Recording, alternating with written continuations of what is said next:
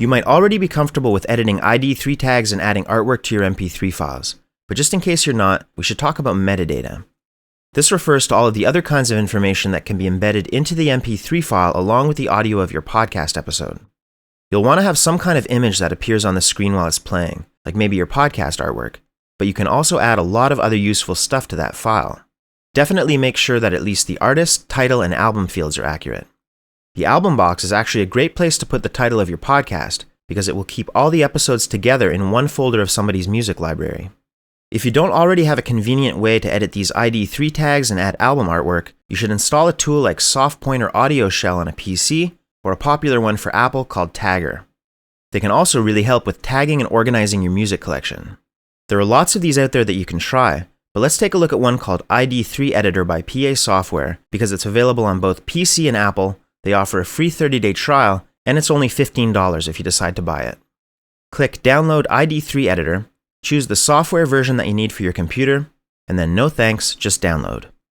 Find that file in your Downloads folder, and then open it up and go through the setup to install it on the system. During the process on Apple, you might have to allow the installation in your security settings, and on a PC, you can agree to allow the program to make changes to this computer, and also check the two boxes that say Install the File System Handler and Install the Thumbnail Handler. When you run the program, the first thing that will pop up is a window so you can pick the file or files that you want to add ID3 tags to. You're able to open a group of items here on the right to edit a whole bunch of them at the same time by holding down Control or Command while you select multiple files.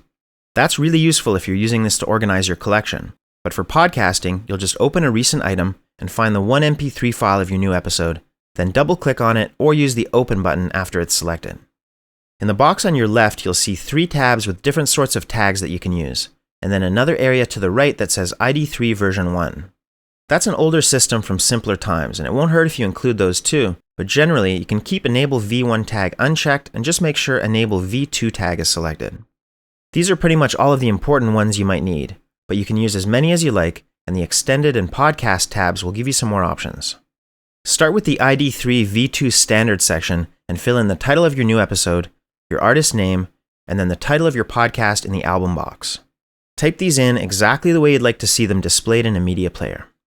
Most of the other things here could be left blank if you want, but consider adding stuff like the year and musical style because it might help people search for this MP3 one day. I like to also put an email address into the comments area. You can add some extra stuff by switching over to the podcast section and clicking the box to enable podcast tag. Use the identifier box if you want to enter the URL location of the MP3 file or the permanent page on your website for that specific episode. The feed area is a good place to put the address of your RSS file after you make one in the next video, and the description box is perfect for a brief summary of the episode. Clicking the Pictures button will give you an easy way to attach an image to this file. You could get to work on your photo software and come up with a new one for each episode, or just use your podcast artwork every time. This is what will show up on the screen while your file is playing, so it's important to add something here. Drag it right into the Drag Your Image Here box directly from your desktop, or click the Add button to select it from your computer files. It should appear right away, and if you ever need to change it, just hit the Remove button. You can also click on Lyrics to use that area for storing a big block of text like the full track listing if you didn't add that into the podcast description field. It's a nice bonus for people while listening, and more respectful to the artists if you include it, but also very possible that it could help listeners discover you one day. Searching for MP3s on the internet will definitely evolve a lot more, and having all of those song titles and artist names embedded right into the file as metadata might turn out to be very useful in the future. When you're done, click the Update button in the bottom left-hand corner, and then just quit ID3 Editor and close the window. Now when you play that MP3, you'll see the artwork and some of the information that you added, but how much is actually shown depends on your device and personal settings for that media player. Right-click over the file to see the properties on a PC, or Get Info on Apple to make sure the other stuff you entered is in there. If everything looks good, you're ready to upload that finished show to the podcast folder on your website. Editing the ID3 tags and adding artwork is always the very last step before you publish a new episode.